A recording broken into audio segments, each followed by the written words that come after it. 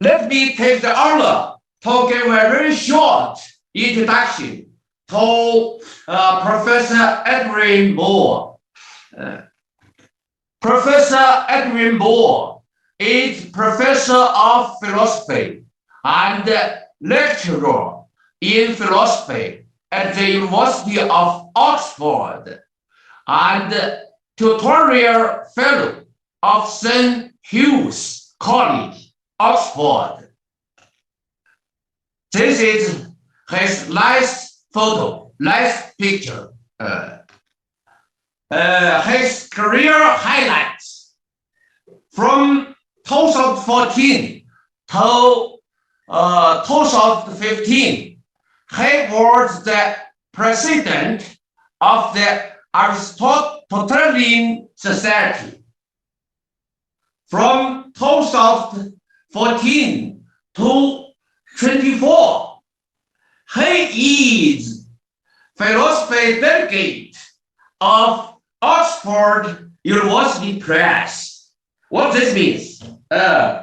If you are agreed to publish a book at Oxford University Press, he will sign and issue a contract to you, with you. That means he's the philosophy delegate of Oxford University Press.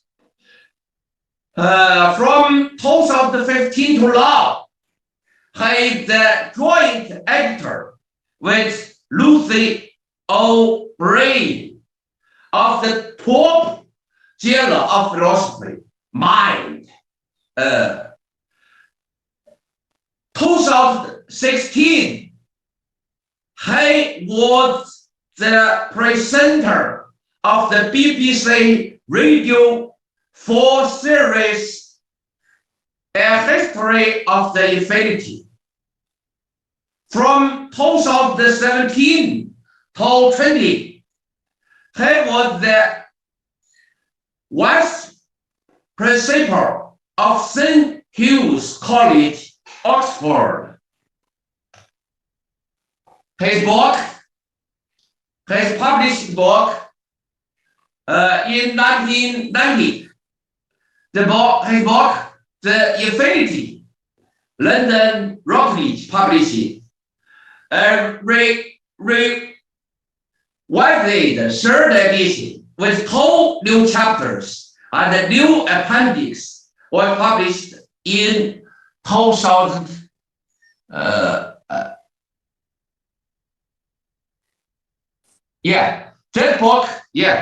This book will be translated into Chinese and published by the China University Renmin University of China Press. It is in process. 1997, Points of View, Oxford University Press. 2003, Lubos in Written, Infinity, Effective, Themes and Variation in Kant's Moral and Religious Philosophy, Routledge. 2012, The Evolution of Modern Metaphysics, Makes Sense of Sayings, Cambridge University Press. 2019, Language, Word and Limits, Essays in the Philosophy of Language and Metaphysics, Oxford University Press. He also edited and published quite a lot anthologies. For example, the most used in China, Meanings and Reference, Oxford University Press, and others. So, from this data, you can know that Professor Adrian Moore is an internationally well recognized and influential philosopher. By the invitation from School of Philosophy, Wuhan University, Professor Adrian will deliver 2 online lectures to the teachers and students of Wuhan University and other Chinese colleagues as follows.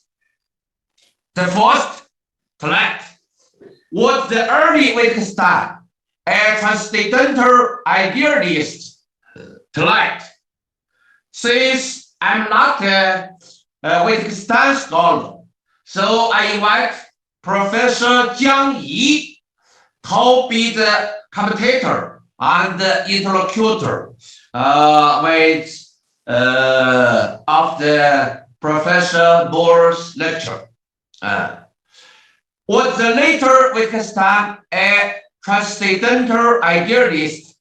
Next Wednesday night, I invite Professor Lou Wei from the School of Philosophy, Zhejiang University, to be the commentator and interlocutor of Professor Moore's lectures.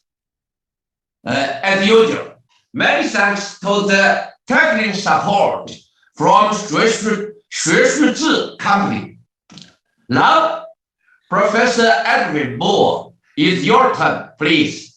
Very welcome. Okay.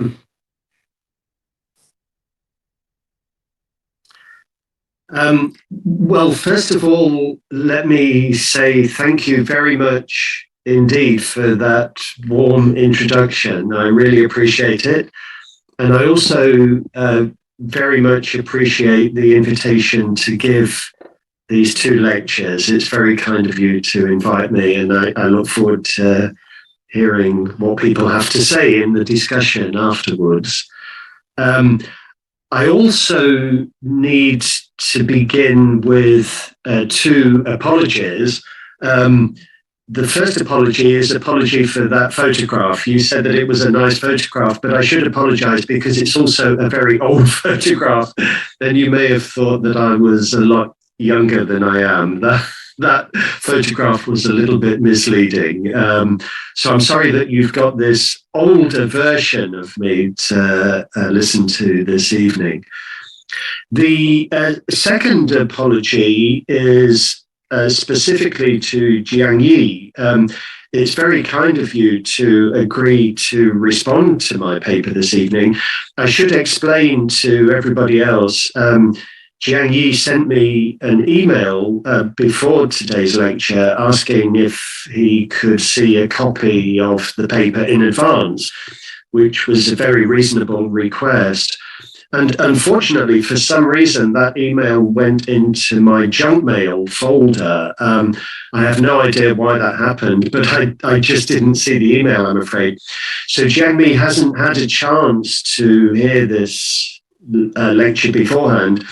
And I know from experience that it's very difficult to respond to something when you're hearing it for the first time, especially if you're hearing it for the first time in a foreign language.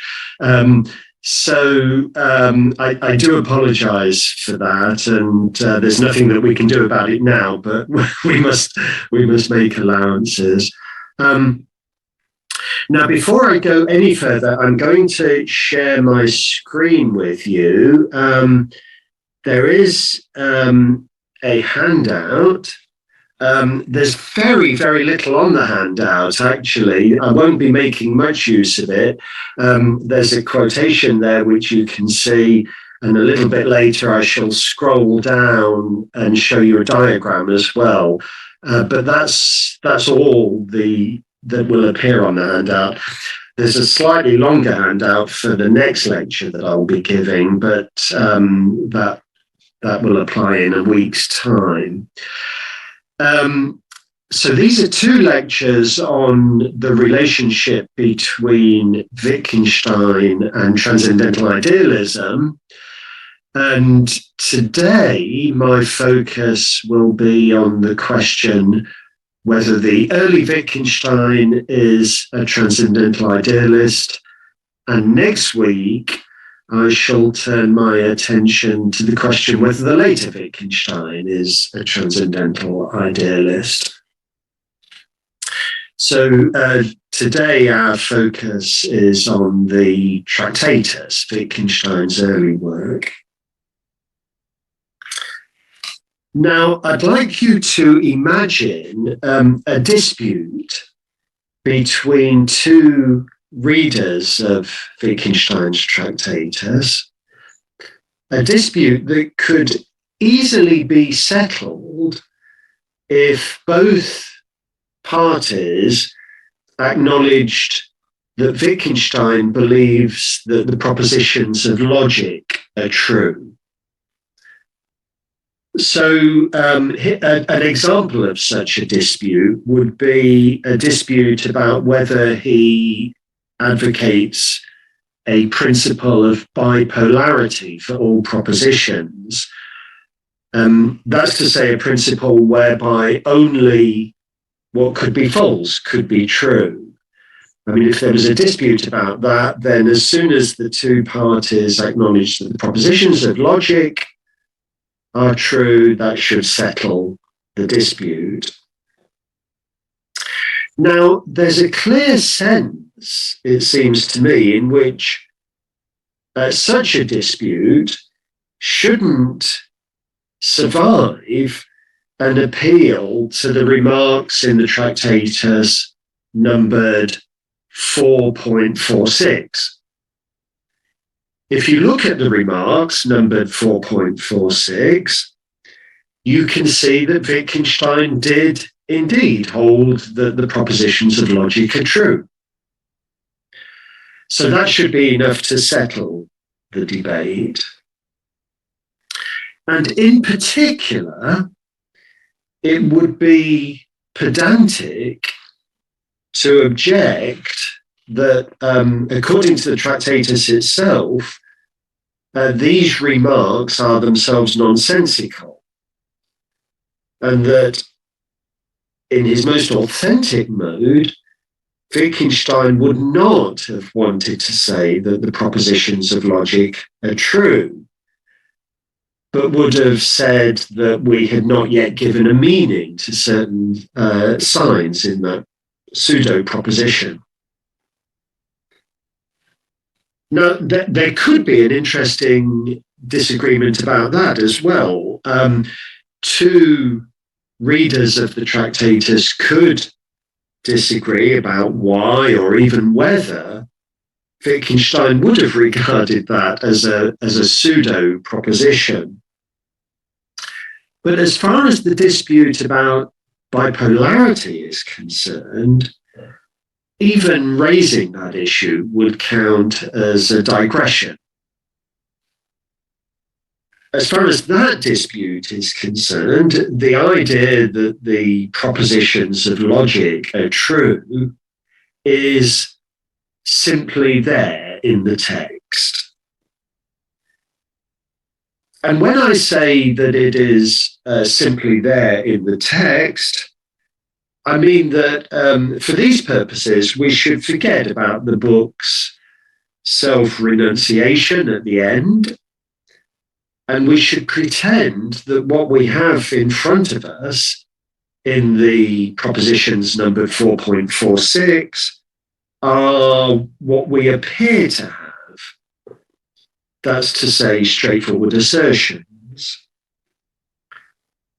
And so I think there's a clear sense in which, a clear and unproblematical sense, in which the early Wittgenstein did hold that the propositions of logic are true.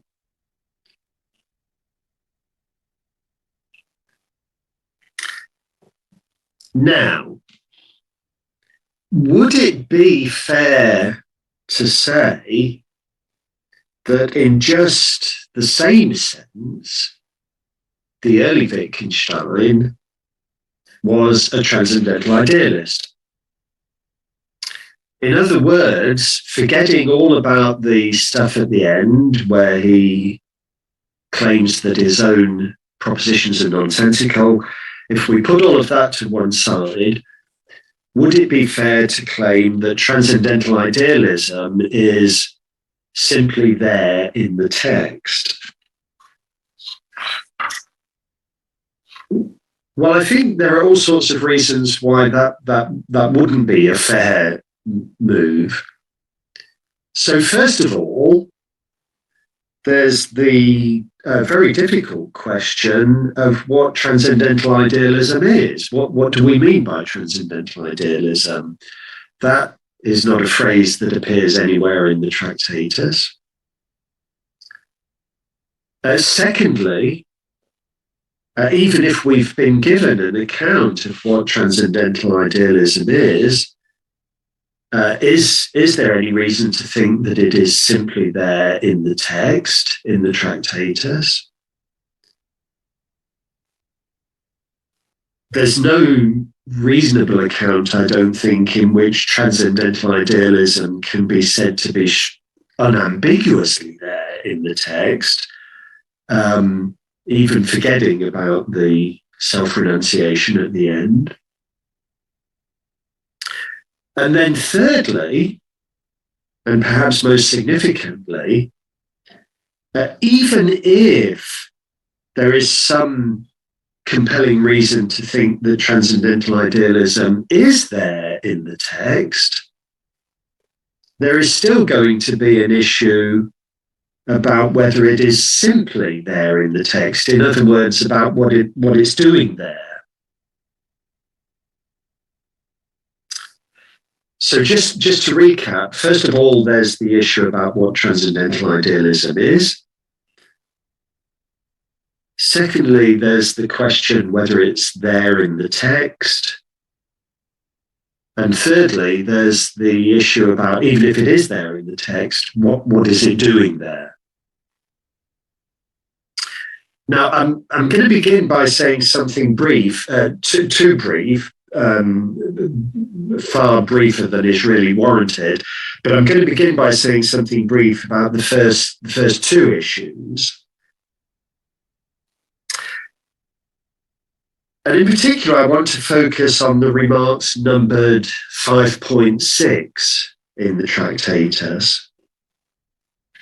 So in the remarks numbered 5.6, we find remarks in which the limits of language and the limits of the world appear not merely as limits, but as limitations, features that in some way seem to exclude certain possibilities.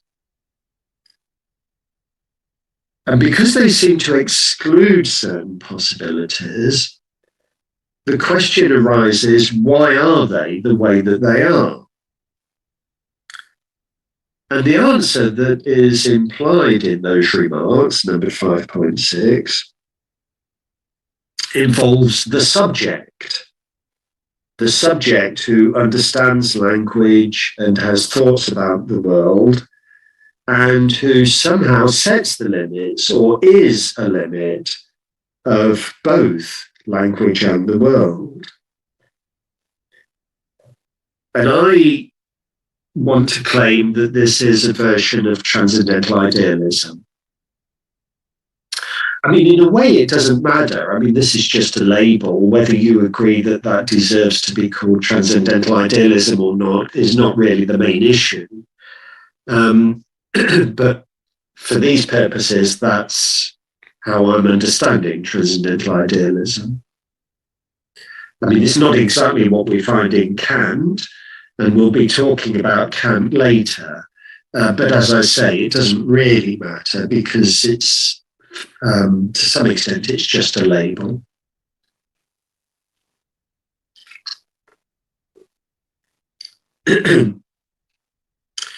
So that settles the first two disputes. I mean, that's my story about what transcendental idealism is. And yes, there it is in the 5.6s. But then we come back to the third question, which is what transcendental idealism is doing in the text. Excuse me. Now, it's easy to forget about this third issue. It's easy to treat the it's easy to treat the Tractatus as if it was a relatively uniform sequence of apparent assertions with some remarks at the very beginning and some remarks at the very end that count as the frame. And on that crude way of viewing the Tractatus, whether a view can be attributed to Wittgenstein or not, in the sense that we're concerned with here, is just a matter of whether there are among those assertions a commitment or an apparent commitment to the view in question. Now, I said that it's easy to treat the Tractatus in this way, and I should have admitted that I myself have, in the past, treated the Tractatus in this way. I have in the past, for example, in my book, Points of View, I've attributed Transcendental Idealism to the early Wittgenstein, as though that were no more contentious than attributing to him the belief that the propositions of logic are true, the example that we started off with, or the belief that objects are simple, just to take another example of something that we would want to attribute to the early Wittgenstein. But if we proceed in that rather crude way, we're not really doing justice to this extraordinary text.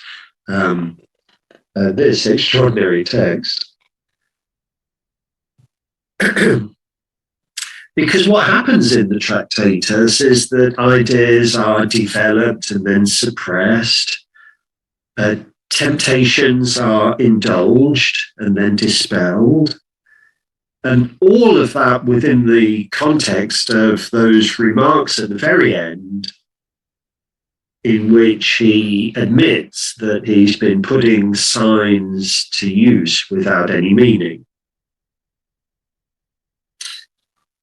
Now, Peter Sullivan, many of you will know Peter Sullivan and many of you will know his work. And in particular, many of you will know his work on the Tractatus. Peter Sullivan has developed a reading of the Tractatus according to which these apparent assertions of transcendental idealism are much more of a pretense than the apparent assertions of other doctrines that Wittgenstein appears to make. So, for example, Sullivan draws a contrast with Wittgenstein's treatment of logical categories. So let's think a little bit about logical categories. For Wittgenstein, the logical category to which anything belongs is determined by the formal variable within whose range it lies. But this means that the very use of the word anything in this formulation of his doctrine, the logical category to which anything belongs, can't have its intended generality, because it's impossible to generalize about things of different logical categories.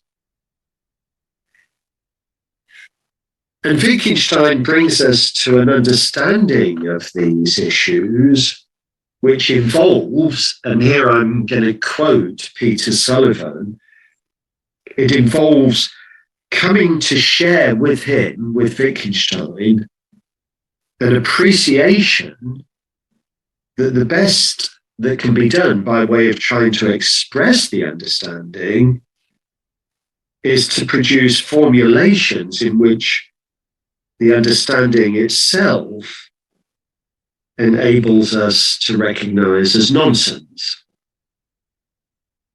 And that end of quotation from Sullivan. So the idea is that we come to understand what's going on. We're presented with various apparent assertions. We come to understand what's going on as a result of those apparent assertions, and we end up recognizing that they're only apparent assertions, that in fact it's nonsense. And that's just the sort of thing that is going on in the Tractatus, as you all know.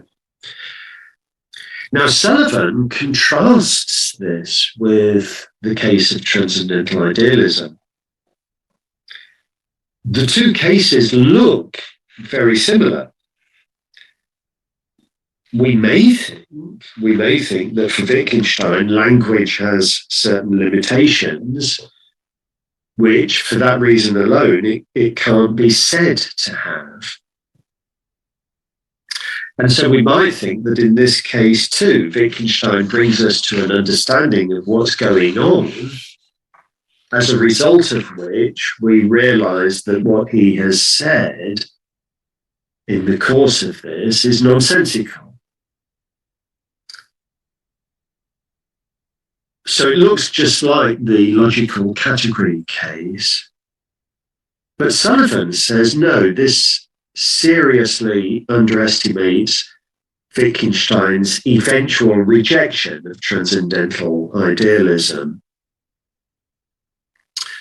On Sullivan's view, Wittgenstein feels some sympathy for transcendental idealism and he indulges it. But eventually he wants to get rid of it completely in such a way that it can't even serve as a self-consciously nonsensical attempt to express the understanding that we have of its sources.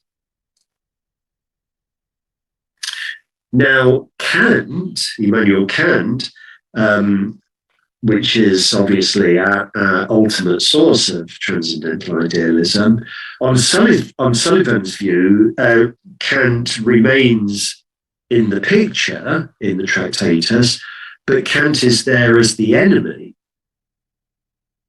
So once we've got rid of transcendental idealism, once it collapses into its opposite, which it does in 5.64, then, according to Sullivan, Wittgenstein proceeds to a case-by-case rejection of Kant's views about the a priori.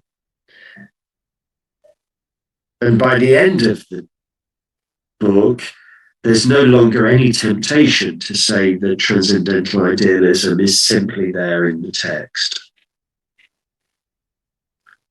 That's Sullivan's view. That's Peter Sullivan's view.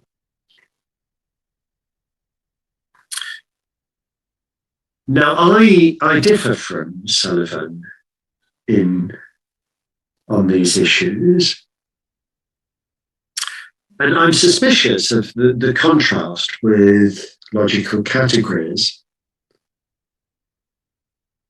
So in my view, in the case of the doctrine of logical categories, just like in the case of transcendental idealism, if we see the world aright, that's a phrase from the Tractatus, if we see the world aright, then that means accepting the lack of whatever alternative would make those limitations. So, for instance, in the case of logical categories, it would mean agreeing that there's no alternative in which a formal variable can correspond to more than one logical category. And in the case of transcendental idealism,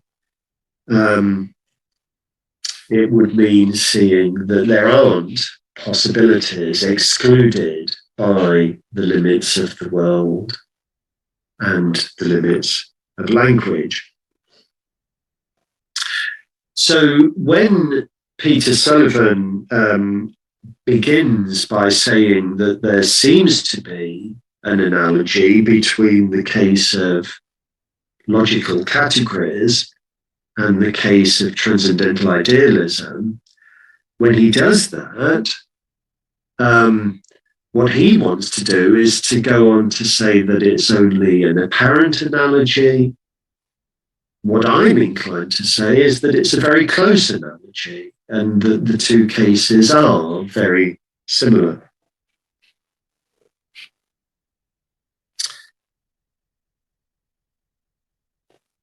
So let's think a little bit more about how transcendental idealism appears in the text.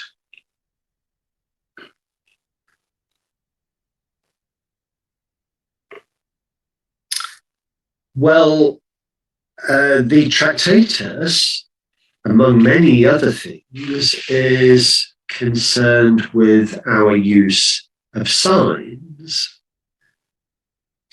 And our use of signs, in turn, is connected with our thinking, our thoughts. One very central example of the way in which we use signs in the Tractatus is the way in which we name objects. And although our thinking doesn't depend on us naming objects directly, it does depend on us naming objects indirectly. And this is because each thought that we have can be analysed into simple thoughts in which objects are named. So another way to put this is our thinking is about objects. That's how our thinking touches reality. If our thinking didn't touch reality in that way, it wouldn't be able to answer to reality. But for our thinking to be about objects in this way, we need to know the objects that it is about.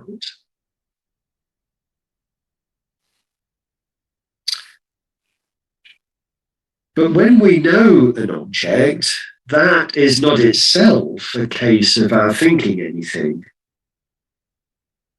We can't say what it is that we know when we know an object. We can say what's going on when we know how objects are arranged, how things are, but we can't say what it is that we know just in knowing an object. And so that's a kind of inexpressible knowledge. And the fact that our thinking depends on our having inexpressible knowledge in that way is a sign of the fact that we're finite. We're limited. We have to have thoughts that connect with reality in this way. We don't just legislate for what reality is like. We have thoughts that answer to what reality is like. And this is how our thoughts answer to what reality is like. But we're tempted to try and overcome these limitations. And one particular way in which we're tempted to try to overcome these limitations is by trying to say what it is that we know when we know objects. In other words, we're tempted to say what objects are, not just how they are. We're tempted to put the objects themselves into words. And I think that there are two connections here with transcendental idealism. So the first connection, here we are tempted to try to put objects into words. The first connection is that that attempt is itself liable to issue in some form of transcendental idealism. And the reason for that is that it's an attempt to say what grounds, what underlies the very essence of reality. It's an attempt to say not just how things are, but how they must be.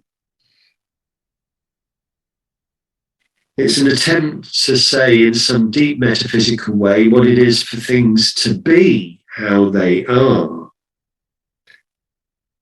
Or if you like, it's an attempt to say not how things are, but how their limits are. And if we try to say how the limits of things are, then that's liable to result in casting those limits as limitations. And that would be some version of transcendental idealism. So that's the first connection. The second connection is a little bit less direct, but perhaps even more significant as far as the project of the Tractatus is concerned. And the idea is as follows. We have an understanding of why the attempt to express this inexpressible knowledge is ill-conceived. And our understanding of why what we're doing is ill-conceived is itself inexpressible.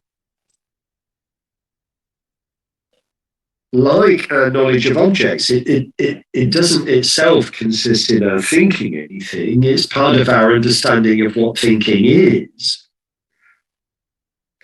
And so again, the attempt to express it, the attempt to say what's going wrong here is liable to issue in transcendental idealism. So we're liable to say something like this. We're liable to say, reality consists of how objects are, not of what they are. It doesn't consist of the objects themselves. That's not what our thoughts answer to. Our thoughts answer to how things are, not to what they are. Or, in terms that are familiar from the Tractatus, we're liable to say that the world is the totality of facts, not of things. That's a very familiar quotation from the Tractatus. That's there right at the very beginning. The world is the totality of facts, not of things. That's one way of trying to express what's going on here. And the idea is that would be a corrective. That would be a way of signaling that our knowledge of facts is a form of thinking that can be expressed. That's answerable to reality. Our knowledge of objects is not a form of thinking, is not answerable to reality. So that's something that we're tempted to say. That's something that Wittgenstein does say right at the very beginning of the Tractatus. The world is the totality of facts, not of things. But if we do say that, Wittgenstein does, how does that relate to 5.61 of the Tractatus? And here at last, I'm appealing to the handout. So there's this quotation from 5.61 of the Tractatus, a familiar quotation. So let me just read it out. We cannot say in logic the world has this in it and this, but not that. For that would appear to presuppose that we were excluding certain possibilities. And this cannot be the case, since it would require that logic should go beyond the limits of the world. For only in that way could it view those limits from the other side as well. That's 5.61. So there's Wittgenstein issuing a warning against doing something, which he himself does. And what it is it's a warning against treating the limits of the world, as limitations. It's a warning against thinking that those limits are excluding certain possibilities that lie further out. But if we say that the world is the totality of facts, not of things, we do exclude certain possibilities. We're saying that the world has this in it and this, but not that. It includes this fact, it includes this other fact, but it doesn't include objects. And the reason that we're excluding those possibilities is that that's not consistent with the nature of our thinking. And that, it seems to me, is a kind of transcendental idealism.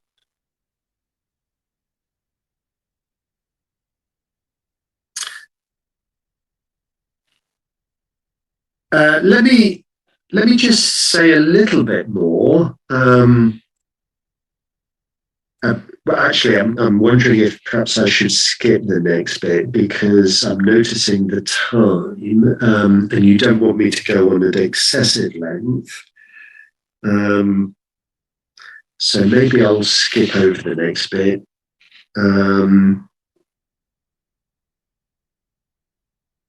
Yeah. Okay. So let me omit something at that point. So I've argued that we do find transcendental idealism in the Tractatus, but even if I'm right that we find transcendental idealism in the Tractatus, there is still the question of what it's doing there. Now, my own view, as I've already said, is that Wittgenstein is putting it there on his own behalf. That's to say, as much on his own behalf as is compatible with what he says at the very end. I mean, at the very end, he's going to turn back and dismiss all of this as nonsense. But until we get to the end, I think we have to see these claims as claims that Wittgenstein is making on his own behalf. This expression of transcendental idealism is an unsuccessful attempt to express certain inexpressible insights about the limits of language and about the incoherence of attempts to violate those limits. So we have these insights, and they're insights that are fostered. They're insights that are a result of seeing that such nonsense is the result of an attempt to express them. But on the other hand, they also help us to see that nonsense is nonsense. So again, it's very much like the case of logical categories, in my view. Now, Peter Sullivan, let's go back to Peter Sullivan. This is a disagreement between the two of us. Peter Sullivan thinks, no, that's giving Wittgenstein more sympathy for transcendental idealism than he has.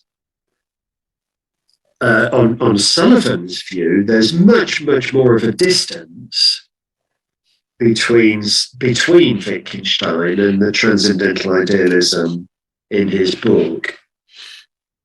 So Sullivan thinks that it's as if the transcendental idealism appears there in scare quotes. Imagine quotation marks around the idealism. Wittgenstein is tempted by it.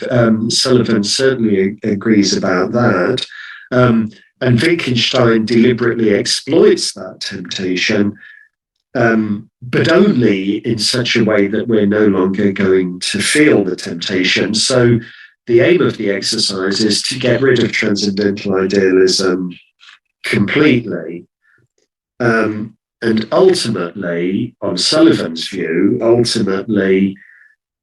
we're supposed to view the limits of language as limits, not as limitations. we have to recognize that there's no way for things to be apart from how language can represent them as being.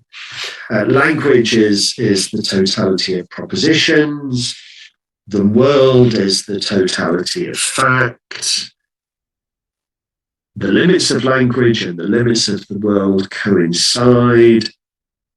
That's to say, there's no possible proposition that doesn't express some possible fact, and there's no possible fact that isn't expressed by some possible proposition.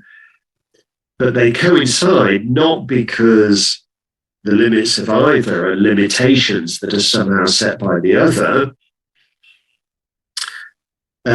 nor because they're both limitations that are somehow set by the subject, but just because they're the limits of two formal totalities that have to be understood in terms of each other. That's Sullivan's view. A very attractive view, by the way. I see the force of Sullivan's position on this issue.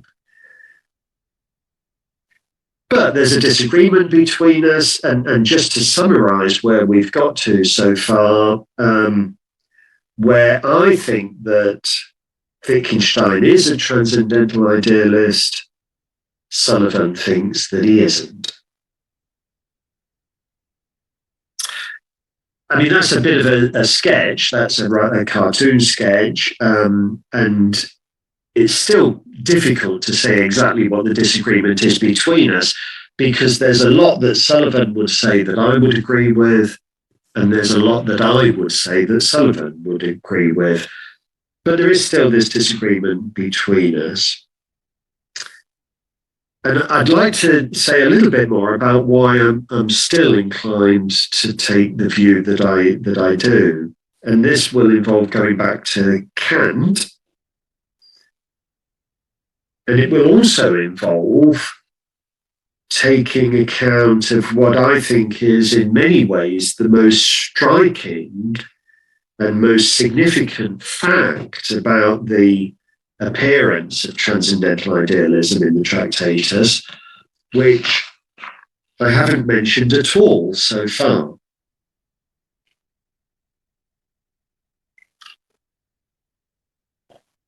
So there's something crucial that I haven't mentioned so far, and in due course I will mention it.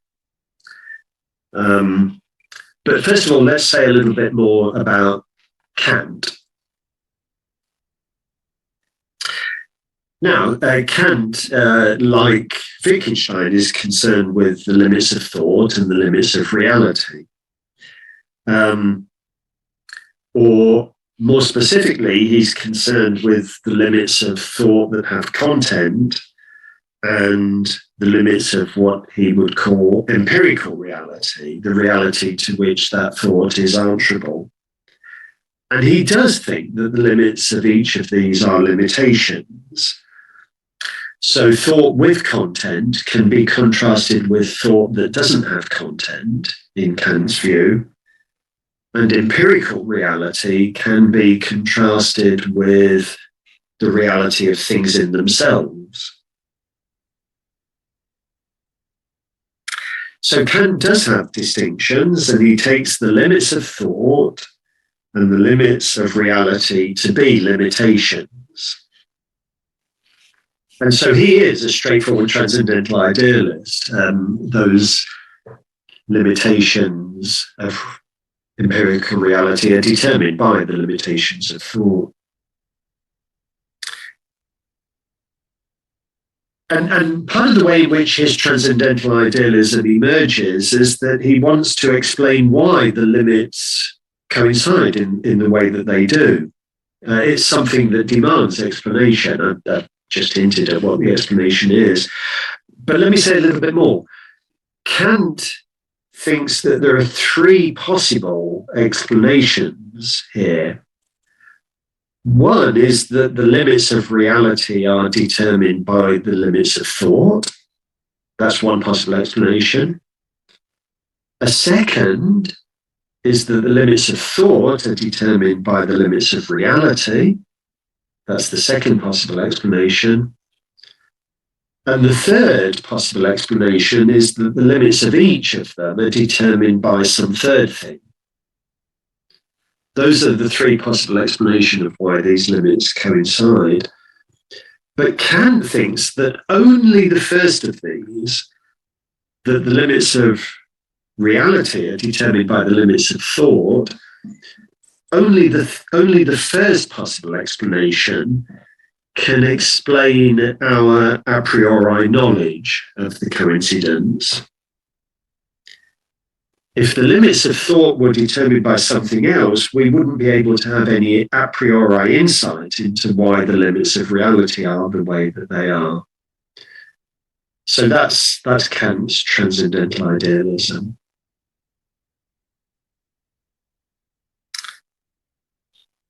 Now, Wittgenstein helps us to see that if these limits really were limits, not limitations, then there wouldn't be any question of any such determination, and there wouldn't be any need for any such explanation. The limits would be the way that they are because they just simply couldn't be any other way. And we would still be able to know a priori that they coincided.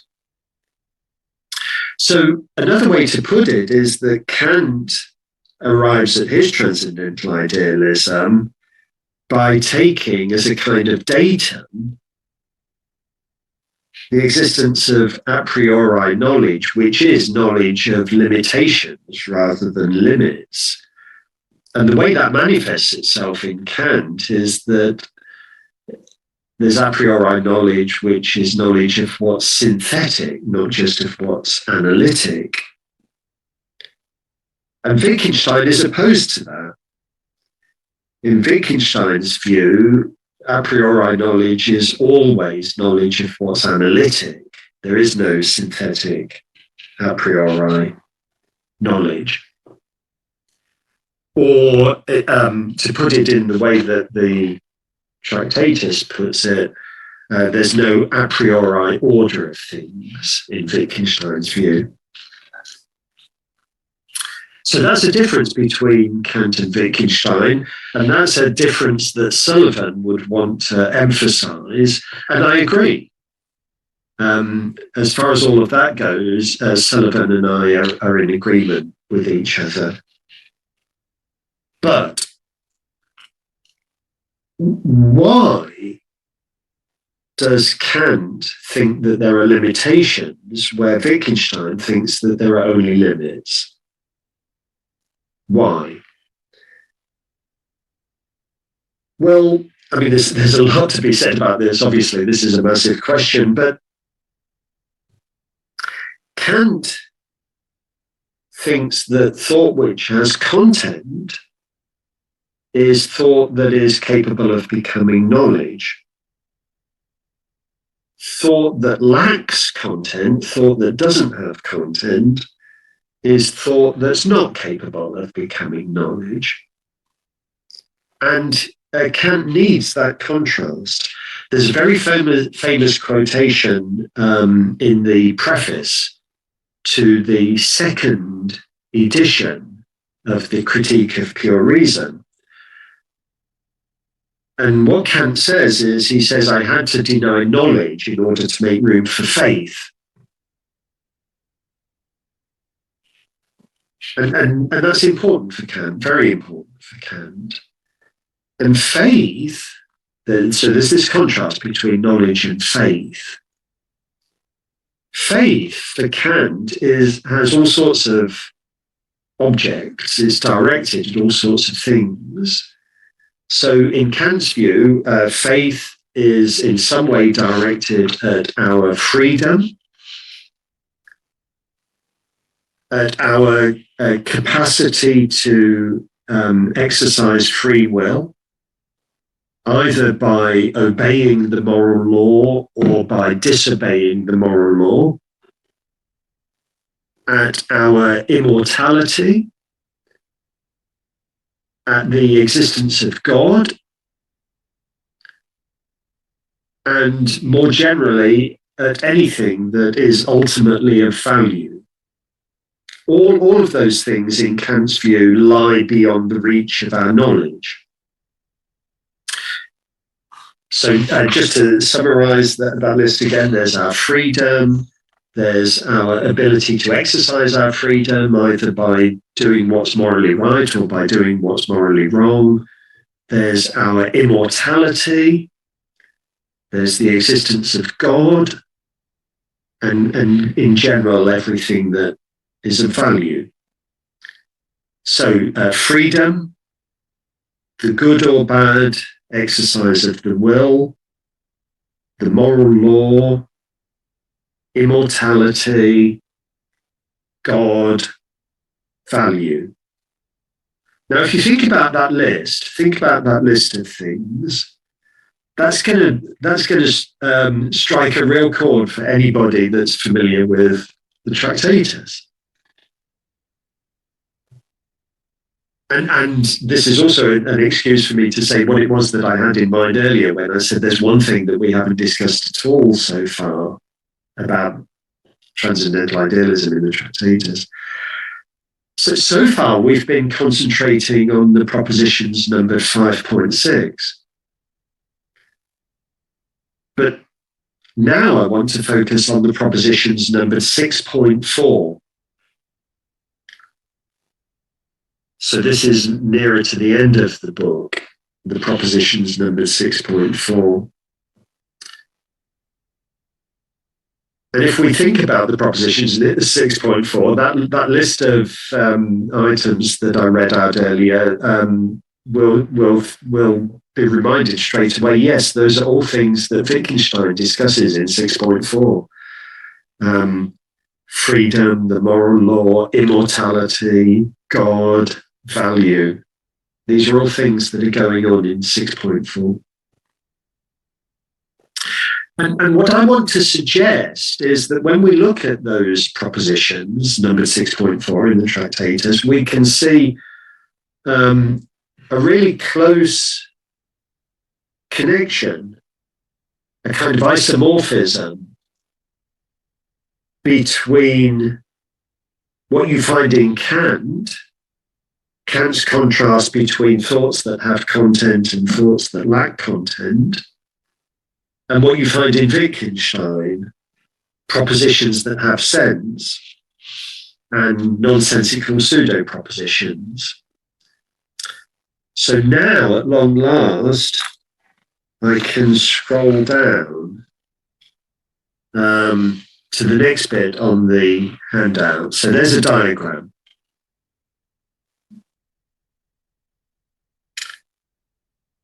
And we've got Kant and Wittgenstein there, and we've got what I'm calling the left-hand side and the right-hand side. So over on the left-hand side, for Kant, you've got thoughts with content. For Wittgenstein, you've got propositions with sense. Over on the right-hand side, in Kant's case, thoughts without content. In Wittgenstein's case, certain nonsensical pseudo-propositions.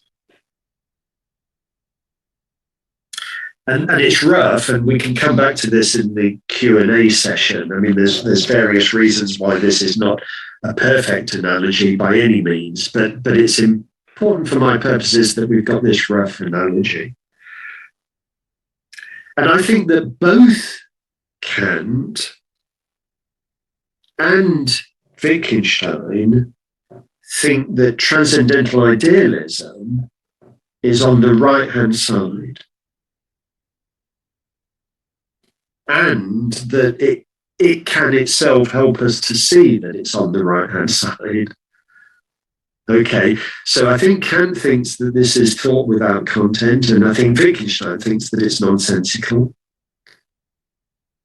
And I think that in both cases, once you've reckoned with it, that helps you to see that it lies on the right-hand side. So once you've understood Kant's transcendental idealism, you can see why it lacks content. And in Wittgenstein's case, once you've sort of worked out what's going on there, you can see why it's a piece of nonsense. So there's transcendental idealism helping you to see that it's on the right-hand side. But if that was all it did, that would be a little bit strange. I mean, that would be a little bit like a sign that says, sorry, let me begin again. That would be a little bit like a plinth that's supporting a sign, and the sign says, mind the plinth. And the only reason that the plinth is there is to support the sign that says, mind the plinth. It would be a little bit like that. If the only reason that Wittgenstein put transcendental idealism into the Tractatus was to help you to see that it was nonsensical, the question would arise, well, why bother? What's the point of that? But the answer, why bother, is that actually in both cases, in Kant and Wittgenstein, transcendental idealism is also helping you to see that there's a lot of other stuff on the right-hand side. And so it's helping you to see that there's a lot of other stuff on the right-hand side. And it's helping you to sort of do justice to the stuff that's on the right-hand side. It's helping you to see why it is that we're tempted to produce the stuff on the right-hand side, or why we do produce the stuff on the right-hand side. Because I don't think that either Kant or Wittgenstein think that our rational engagement with reality,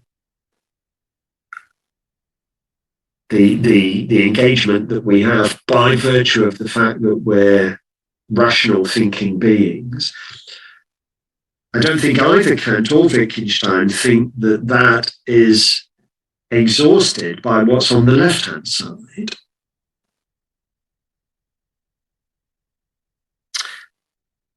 It does include what's on the left-hand side. And for both Kant and Wittgenstein, the paradigm of what you've got on the left-hand side would be science, natural science. But as far as Kant is concerned, let's first of all just think about Kant. As far as Kant is concerned, on the right-hand side, you've also got faith. I've already talked about faith, but not just faith. Hope, the practical use of reason, aesthetic judgments about beauty and sublimity, and also what Kant would call practical knowledge. All of that is over on the right-hand side for Kant. And the fact that we can recognize ourselves as engaging with things in these various ways is itself something that's over on the right-hand side. And it's when we articulate the insight that we have there that we're led to transcendental idealism. Because what we do is we contrast items on the left-hand side with items on the right-hand side. And we come to regard empirical reality, that's what the stuff on the left-hand side answers to. We come to regard empirical reality as restricted, correspondingly restricted. And what it's restricted to for Kant are what he would call objects of sensible intuition. But that allows for these other ways of engaging with things. It allows for us to have thoughts that are not about objects of sensible intuition, thoughts about value, about freedom, about God, etc. Stuff that's on the right-hand side. Now, I think it's a bit like that in Wittgenstein's case as well. And there are some crucial differences, and I don't want to deny the differences. So, for example, the stuff on the right-hand side, thoughts without content, for Kant, are still thoughts. Those are genuine exercises of concepts, and they're true or false. So the stuff on the right-hand side for Kant is genuine thinking, and it is true or false. Now, in Wittgenstein's case, it's not like that. The stuff on the right-hand side is nonsense. It involves words to which no meanings have been assigned. So Kant is able to sort of countenance what you've got on the right-hand side, and Wittgenstein isn't. The most that Wittgenstein can say is that we have insights, inexpressible insights that we try to express, and when we try to express them, what happens is that we come out with nonsense on the right-hand side. That's the most that Wittgenstein can say, but he does say that, or that's what he's committed to. And just like Kant, he recognizes that there are ways of engaging rationally with things beyond what's going on the left-hand side. That's to say, there are ways of engaging rationally with things other than having thoughts, propositions with sense. So there was one example that I discussed earlier. You may remember earlier in the lecture, I talked about our knowledge of objects. But I think there are other examples too, all sorts of other examples. So, for example, the very understanding of propositions, or the understanding of Wittgenstein. You may remember right at the end of the Tractatus, he talks about anyone who understands me. Anyone who understands me will blah blah blah blah blah. So that's an example of a rational engagement with, in that case, Wittgenstein's text. Or further examples, philosophical practice, what it is to engage in philosophy. Mathematical practice, what it is to engage with mathematics, to do mathematics. Logical inference. And of course, evaluation, recognizing some things as good and other things as bad. And that includes feeling the world as a limited whole, exercising the will, being happy or unhappy. These are all phrases that occur in the Tractatus. None of that involves having thoughts. All of it issues in stuff on the right-hand side. So Peter Sullivan, thinks that in these sixes in the Tractatus, Kant is a kind of enemy. But I think that in the sixes, and in particular in the propositions number 6.4, I think that we see Wittgenstein as Kantian, not as un-Kantian, but as Kantian. So I think that Kant is a friend, not an enemy. I mean, Wittgenstein does disagree with Kant, for sure, and in particular, Wittgenstein disagrees with Kant's conception of the a priori, as I've already said. And earlier in the propositions number 6, before we get on to 6.4, we do find Wittgenstein opposing Kant. But I think that's because he wants us to appreciate that what we say when we endorse transcendental idealism is nonsense. But if the question arises, why are we endorsing it? What's leading us to endorse it? Well, that's something that Wittgenstein, I think, continues to respect. And that's what we find when we get on to the propositions number 6.4. I'm sure you'll all remember that famous quotation in the letter to Fichte when he says, "The book's point is an ethical one." And part of that point is a fundamental contrast between fact and value, a sort of separation of fact and value.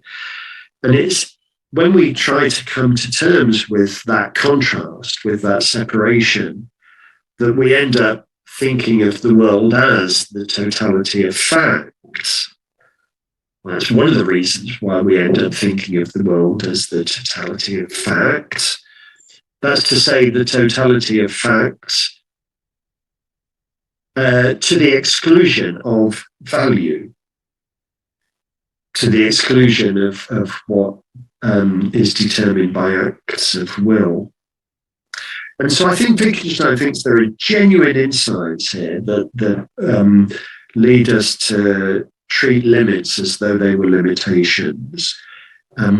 Genuine insights that lead us to embrace transcendental idealism. They're inexpressible insights. So what we end up saying is nonsense. But nevertheless, they're insights. They're insights into what it is to exercise the will, what it is to have thoughts, what it is that distinguishes them. So, in conclusion, I'm almost finished. In conclusion, let's go back to the title. Let's go back to the title. Was the early Wittgenstein a transcendental idealist? Well, not in any straightforward sense. I mean, nothing in the Tractatus is straightforward. I mean, if you just say that the early Wittgenstein is a transcendental idealist, that really would be a bit too crude. Nevertheless, insofar as we're prepared to attribute anything to the early Wittgenstein, insofar as we're prepared to say that the early Wittgenstein believed that the propositions of logic are true, insofar as we're prepared to say that the early Wittgenstein believes that objects are simple, if we're prepared to say things of that kind at all, then yes, the early Wittgenstein was a transcendental idealist. Thanks. That's the end of my talk. So let me stop sharing at that point.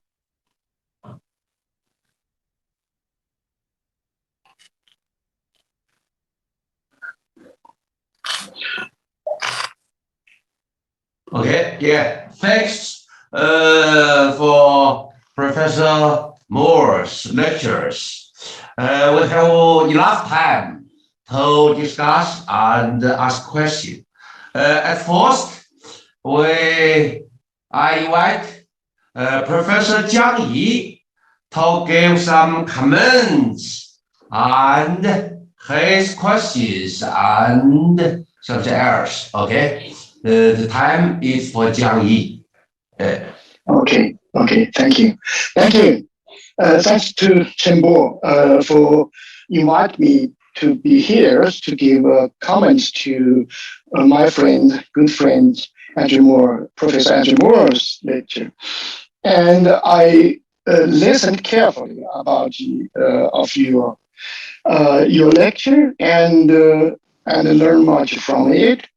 And first of all, I want to say that I agreed with you idea or position about early Wittgenstein transcendental idealism in the Tractatus. but I would like to say more about his ideas about the transcendental.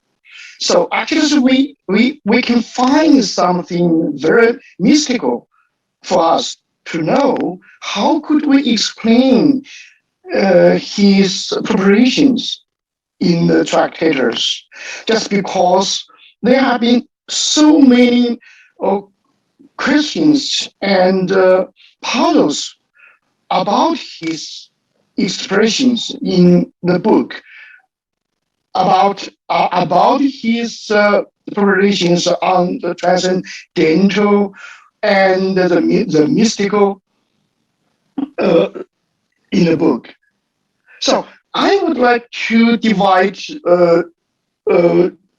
Adrian's talk into three parts. So actually, I just summarize your talk. I don't know whether I'm right, but I just trying to do that with my summary of your talk. So in the first part, you give us some a very beginning of the talk with the distinction of limitation and the limits of Wittgenstein's give us about the word and the language and expressible things in the book. And in the second part, you discussed Peter Sullivan's ideas about Wittgenstein's transcendental idealism. So you disagreed with him, and you gave us your point about why you didn't agree with him. And in the third part, you give us the summary of the compression of Kant's continuing, or we can call it continuing transcendental idealism and Wittgensteinian idealism in his own way. So I just want to simply put your lecture into three parts. If I'm right, so I just want to comment on the three parts one by one. And in the first part, I agreed with you about the distinction of limitation and limits of language and the word in Wittgenstein's sense. So I gave some lectures on the limits of language and the word in the tractators rather than limitations, just because I focused on his talk about limits in the text. So actually, he didn't give us something about the limitation of language or the word. For me, the limitation, if I can say, the limitation of the word should be in the word itself rather than beyond the word. But if we talk about limits of the word, that means that is we can say that is a red line. That's a red line for our word. So actually, we couldn't include the line into the word. So that is a boundary. We can say that's a boundary of the word. So the limits here, if I can, are coding as a boundary of the word. So in this way, we can see how could we say that the limit of the word in Wittgenstein's sense excluded the possibility of the other things. For example, you mentioned objects in your second part, and I found very interesting preparations in the text about the transcendental in the same way. For example, in 6.1, 1:3, he mentioned logic is transcendental. We can find this preparation very clear. He said logic is transcendental. And then next, in 6.421, he said ethics is transcendental. So if we combine the two propositions together, we can find he put logic as the same position as ethics here. So, of course, in addition to that we are considering here, the term transcendental has the same things from beginning to the end in the text. So if we say, okay, Wittgenstein didn't use the word or the term as the same one in the text, so we would be confused with his usage of this term in his text. But if we keep in our mind that there is a one use of the term in the text, that means he had the same meaning, or he had the same intention when he used transcendental to logic and to ethics. So could we say for him, logic is the same as ethics? Okay, if we could do that, if we agreed with this supposition about his unifying usage of the term in the text, so we can find another problem for him in his preparation 6.421. Just the following ethics, the main preparation in the text. Ethics is transcendental. He said ethical. That means that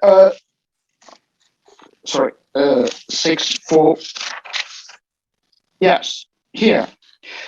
Ethics and ethicals are one and the same. So we can find he puts some different things into together. I mean into one thing together. So he called them transcendental. So that means how could we understand the transcendental? The term in the text when Wittgenstein uses this term in different places. So if we agreed with him consistently when he used this term, so actually we can say, okay, no problem. He agreed with this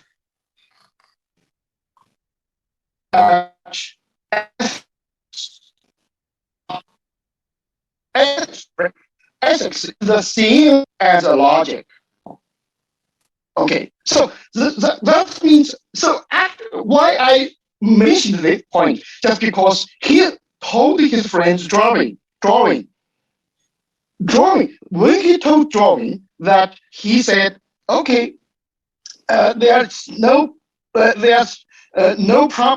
problems if you want to understand what I said in the books. Actually, this book is ethical. So when we understand what he said to his friend, the book is ethical. We can understand in the transcendental sense. We can say this book is ethical.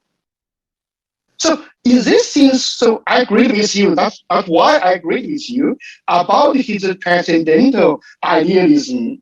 So just because he gave us some very, very traditional way, rather than non-traditional, but traditional way to use the transcendental, the term, in his text. So this is the first point I want to mention. I don't know whether it is a question, but that's my comments to this point. I'm not sure whether I make clear. And also we can find some very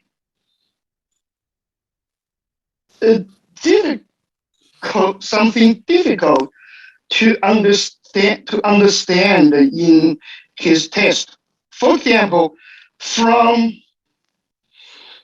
his 4.46, so we can find he mentioned the other thing that is actually this is you also mentioned that there in his language or in a system of language, he convinced that there are all populations in which only two categories could be thought of. That is the tautology, and contradiction. So tautology and contradiction combines the system of preparation which are nonsensical. You mentioned later, nonsensical. So we could say because they are say nothing, as he said, they are say nothing. So actually, we couldn't say anything about them just because they say nothing. So we can use that tautology, and contradiction, but actually, so we can find it. They are failed in the second. I mean, in the right hand side of you give right hand sign. That means a certain nonsensical. But actually, so I just want to mention that there's difference between something nonsensical and something have no sense. So we should make a distinction between them. Okay, I will discuss this later. Okay. This is the first part of your talk about the limitation and limits distinction in Wittgenstein way.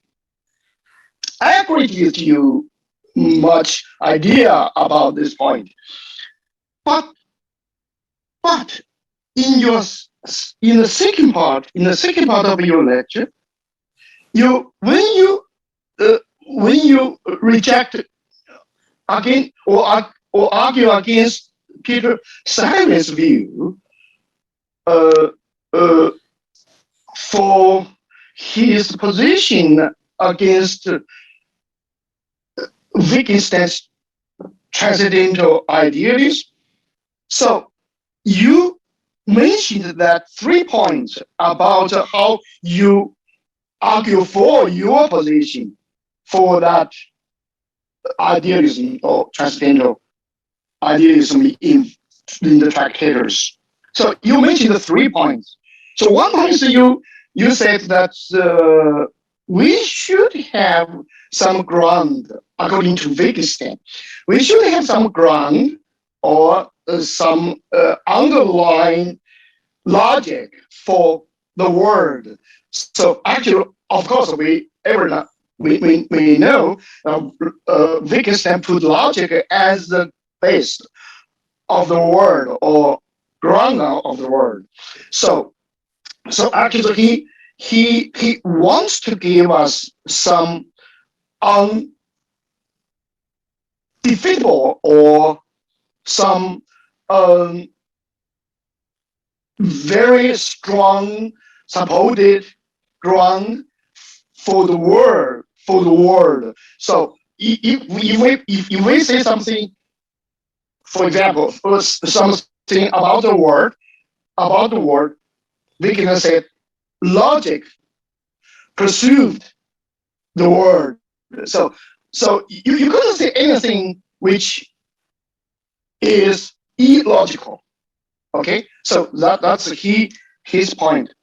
Yes, I agree with that. But how could we see that even if Wittgenstein insisted this point about ground of the world or base of the world, how could we see this point is considered as to be the limit of his transcendental idealism?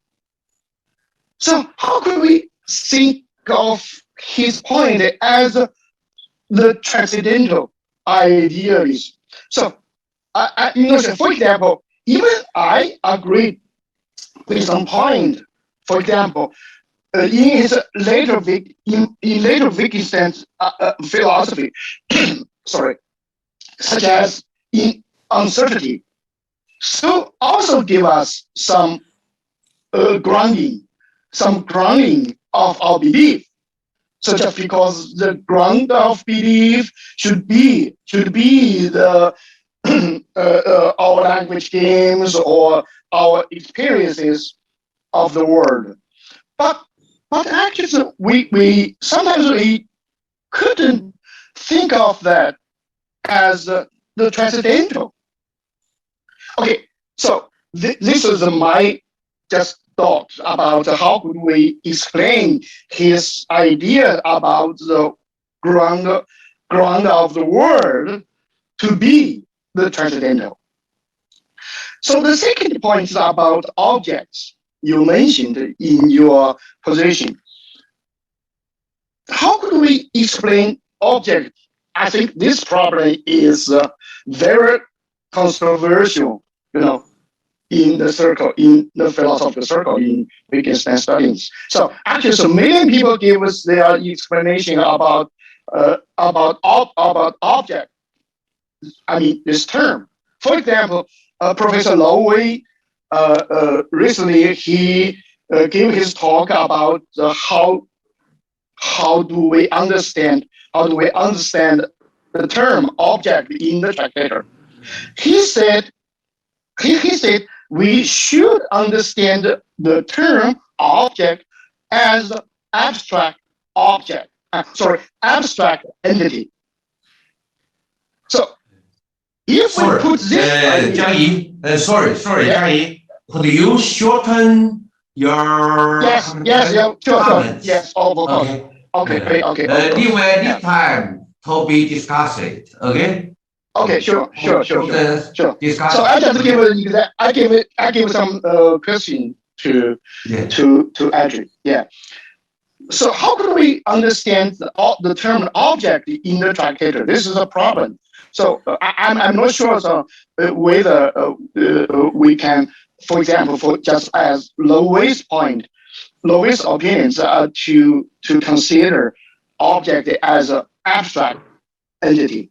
The third one is you also mentioned the object about we do excluded some possibilities. You mean just because there is object, so the object could be excluded from the populations. So or from the facts, even you said that just because the world is a totality of facts rather than object, rather than things, as Wittgenstein said. So this 3 points in your talk. So I'm not sure whether I can understand.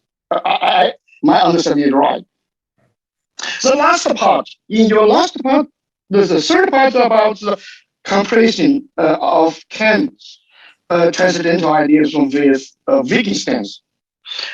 So I think there's so many questions if I can put because of the time limit, so I couldn't say more about the question about how could we understand, just because we can find so many secondary materials, literatures on this problem. So how could we compare Wittgenstein's idealism or transcendental idealism with Wittgenstein? So actually, I'm in the position with you, so no problems. I can admit this position is right, but actually we should argue for more about how could we find some materials or tests from the spectators to support this position. So, for example, how could we make distinction between preparations which are nonsensical and those are and those which have no sense? So how do we make the distinction between them? So that's a deep question for the comparison of Kant and Wittgenstein's transcendental idealism. So that's all for my comment and questions. Thank you.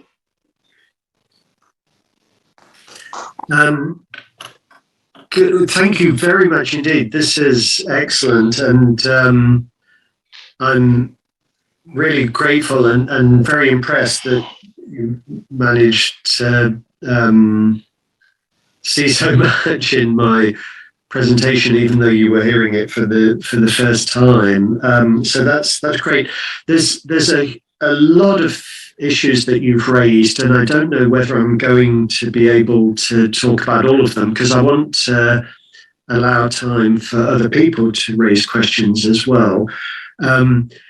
But I'll focus on just a few things, and I'll speak rather briefly as well, so as not to take up too much time.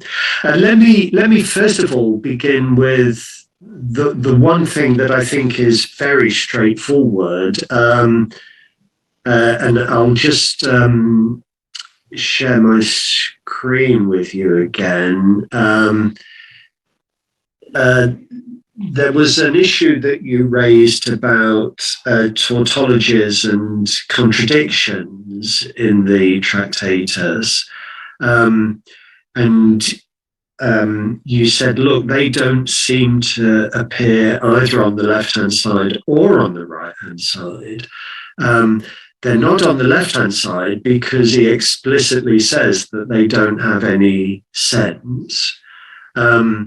But they're not on the right-hand side either, because he distinguishes between what is senseless and what's nonsensical. And I just want to register that I just agree with you about that. I should have perhaps made that clearer at the time. I mean, of course, in both cases, in the case of Kant and Wittgenstein, we can raise the question, what is it that we're distinguishing between? And in the case of Kant, that's very easy. We're distinguishing between two kinds of thought. In the case of Wittgenstein, it's much less straightforward. And in particular, if we're not careful, we would mention a category there that should include tautologies and contradictions. So I'm just registering my agreement with you about that, and that's another reason why it's more complicated than I've suggested. I mean, as it happens, if anybody's interested, I've got a whole other paper about that very question called The Bounds of Nonsense, and it's concerned with the very question of what we're distinguishing and where various things lie. But let me also say something about the use of the word transcendental. I think that Wittgenstein probably is deliberately using that word as a way of drawing attention to Kant. He doesn't explicitly say that's what he's doing, but I think that probably is what he's doing. I think it's meant to put us in mind of Kant. But Kant himself draws an important distinction between the transcendental and the transcendent. And that's a further complication. And there are times in the Tractatus where you wonder whether it might have been more appropriate for Wittgenstein to talk about the transcendent rather than the transcendental. So that's yet another complication.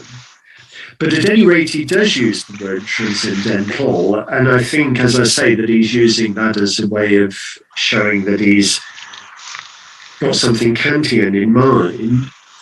And he says that logic and ethics and aesthetics are transcendental, and you've reminded us of that. And in the case of ethics and aesthetics, he's even prepared to go as far as to say that they're the same thing. Now, would he or would he not want to say that logic and ethics are the same thing? Well, he's obviously not committed to that just by virtue of the fact that he's calling them both transcendental. I mean, they can both be transcendental without being the same thing. But is there some connection? Is there some identification? Identification, no, I think that would be too strong. Connection, almost certainly. And that's true in Kant's case as well. I mean, both when you're thinking logically and when you're acting morally, for Kant, both of those are exercises of reason, exercises of pure reason. And there's a theoretical, practical contrast, but there's also something fundamental that's linking them. And I think we do have to see Wittgenstein as thinking along similar sorts of lines, actually. I mean, it's a huge question how close the analogy is, but, and there's very little in the Tractatus itself for us to go on. I mean, it's not as if the text gives us a lot of help here, but I think there are connections.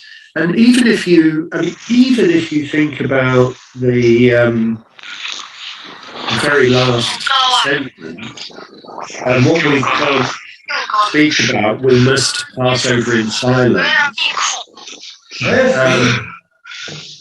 Is there some interference? 没有开，没有关那个。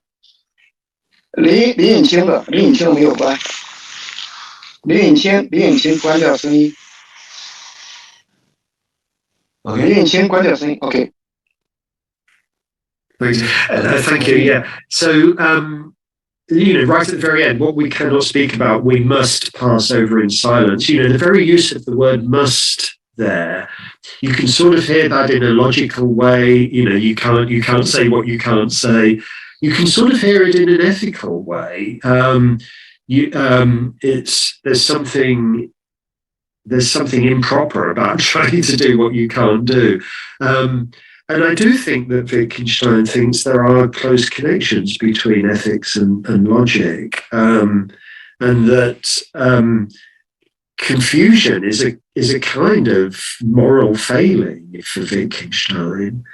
But as I say, that's a big issue in its own right. The question of what objects are. This is also a fascinating question, and there's a huge amount that's been written about that, and there's a massive literature, and there's plenty that we could say. Let me just make one comment, which is that the fact that this is such a difficult question is, in a way, quite useful for my purposes. I mean, it should be a difficult question. In fact, it should be a question that we shouldn't be trying to answer, because this is precisely the point that I was trying to make. I mean, we ought not to be trying to say what objects are. And I mean, I don't for 1 minute want to condemn the huge literature on this, because whenever you're discussing the Tractatus, you spend your time doing things that you shouldn't be doing. And this is, this is just an example, and it's still interesting to raise these questions. But strictly speaking, we shouldn't be raising these questions. The only things that we can say are things about how objects are, not things about what objects are. And when it comes to how objects are, well, there's a lot that we can say. For example, grass is green, or the planet Jupiter is bigger than the planet Saturn. I mean, these are all examples of how things are. And those are things that we can straightforwardly say. The last question that you raised was about just how we go about distinguishing sense from nonsense. And again, I admit that that's a really, really important question and huge question. It's something else that I've tried to talk about in other places. But for these purposes, the important thing, I think, is that when we try to draw that distinction, whether we're doing so in a broadly Kantian way or whether we're doing so in a Wittgensteinian way, that's when we're liable to find ourselves embracing transcendental idealism. So those are some brief comments in response, but I thought your questions were excellent, and I'm really grateful to you for raising them. There is a question in the chat.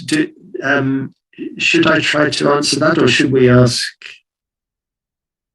the person to raise it in person?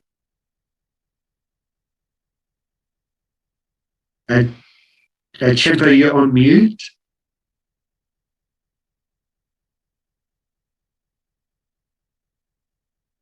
Chen, you're muted at the moment.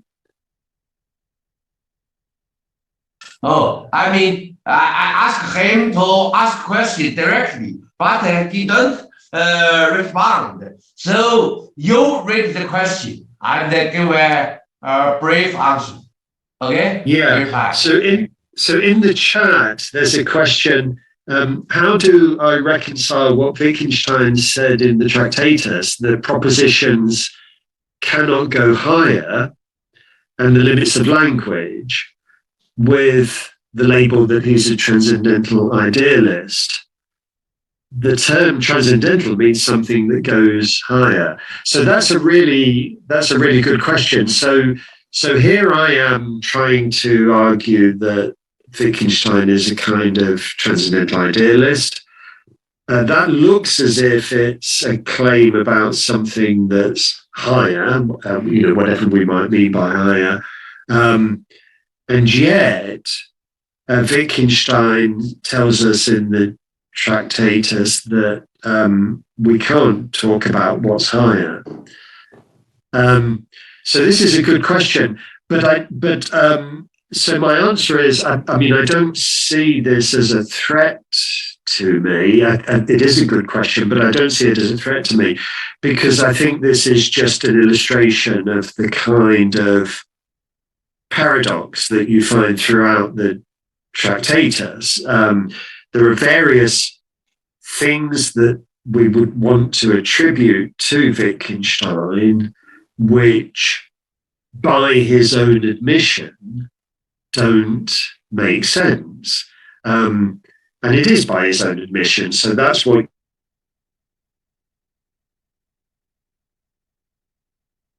What? Why? Stocked.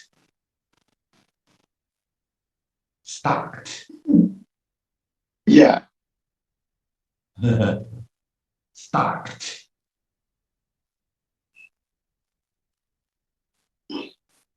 Maybe. What's the matter? Yes, maybe it's code. Something wrong with the code. So he's still there. He's still there. Yes. But it's not low voice. low image. Yes. Oh, here. Because and risk Disappear. Huh? Yes. He just wants to try it again. He just wants to try it again. So Okay. could I see some more? Could I see some more about? Yeah. Okay. Yeah. Yes. So yes, actually, so I gave a lecture on Wittgenstein's conception of religions recently. So I found that there were interesting similarities of Wittgenstein's conception of ethics with his conception of religion. So if we talk about logic and ethic are the same in the transcendental level. So actually, so we could we say that logic is religions for Wittgenstein in the Tractators. So that means he has just like the Joel questions about the higher level, the higher things for Wittgenstein. When he was searching for in the Tractators. So that is why the member of Vienna Circle couldn't understand more about Wittgenstein's intention in the Tractators. Even Wittgenstein explained them about how to read the text, but actually Wittgenstein complained all the member, or except for Carnap or Weisman, Schilling. So misunderstood what he said in the text. So that is why when we say Wittgenstein was not a typical analytic philosopher, but he has some much more feelings in religion, or religious feeling, or ethical feelings, just like Adrian said. Religion said feeling in his thinking and even his writing. So when he talked a lot. He talked a lot of ethics and religion with his friends in his during life, but he didn't make them systematically in his writings. So how could we give the systematically about his ideas or inside of his religion or ethics? I think that's a question for all of us to do with. That's my. I can't answer your question because I'm not a Wittgenstein scholar. So yeah, maybe some other colleague can give short discussion, comments, something like that with Jiang better with Jiang because of the, I think, a connection problem. Professor Moore disappeared from the room. Professor Fanny, do you have some question? Michael B. Fanny.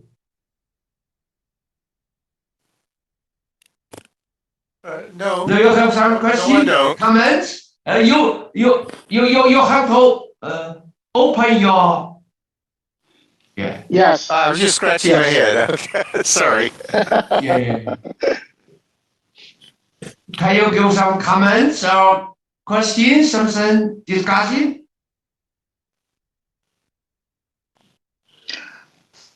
And Francis Lowy, Louis? went away. Yeah. Francis do you have some question? Oh, come. Well, I'm glad to be listening to the talk, but I'm outside walking to the tube station, so I can't really talk. So I prefer listening. Okay. Oh, Thank you. okay. Thank you for your participation. Yeah. Yes. Hi. Again. Hi, I'm very sorry. I don't know what happened. I suddenly lost my connection. Technical problem. Understandable. International connection often have some problem.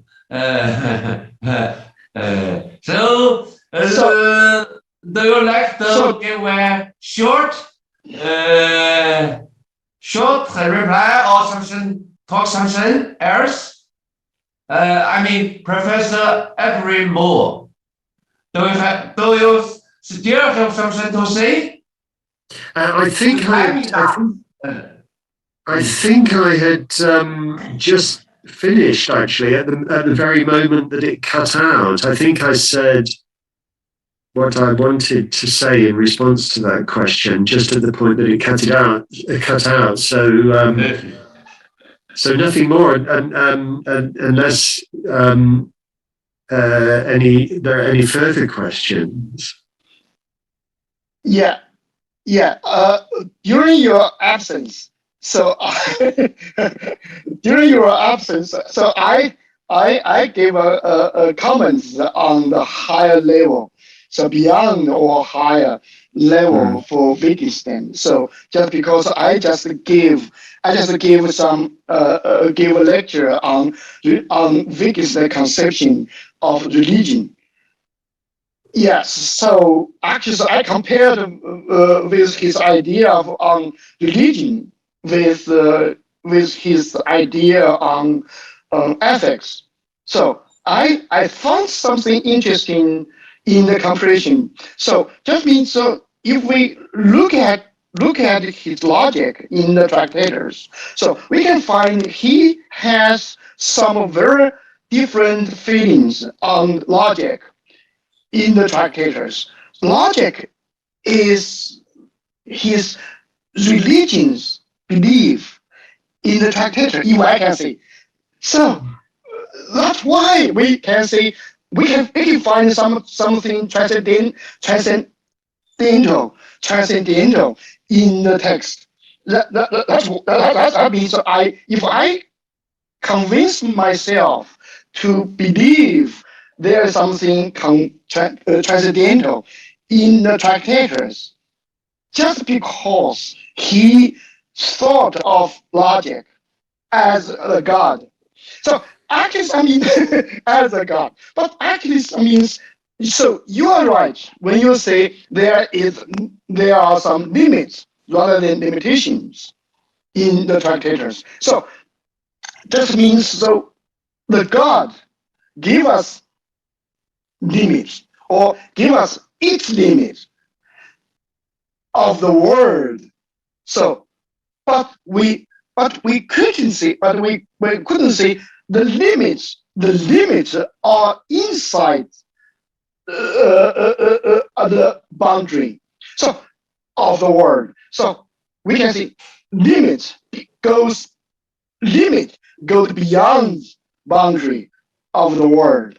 So that's the point of Wittgenstein want to show us in the Tractators. That's my idea. I don't know whether it's right.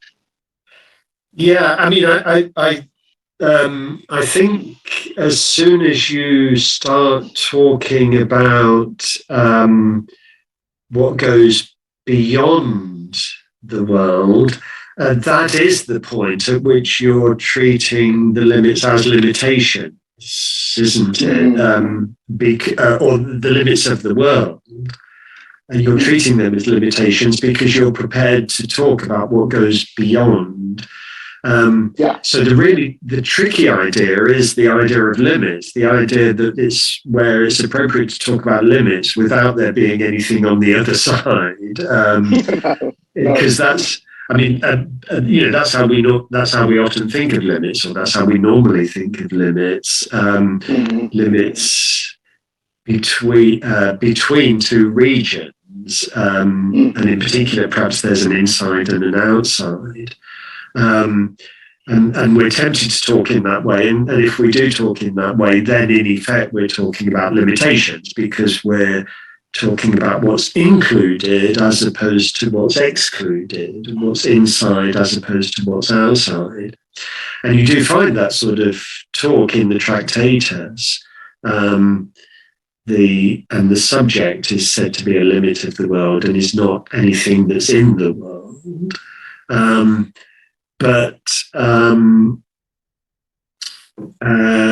Yeah, that's my point. Yeah, but of course that's all strictly nonsense. And really, if we were only talking sense, or if we were only saying things that are true, and actually saying things that are true is different from talking sense for the very reason that you gave earlier, because we can use tautologies. So if we were only saying things that were true, we might allow ourselves to use the word limit. I mean, there might be a legitimate way to use it, but we shouldn't be talking in these terms. And we shouldn't be thinking of limits as limitations. No. Okay, Yeah. I think it's the time to close this talk. Thank you very much for Professor Adrian Moore's interesting and stimulating talk. And thanks very much for Professor Jiang Yi's careful and insightful comments. You too makes this lecture successful, though a lot of contribution. Many thanks. Also, thanks everyone for your attendance to this lecture. I hope everyone will continue attend the next lecture, next Wednesday night. Okay. Thank you. Bye bye. Next week. Thank you. Thank you very much.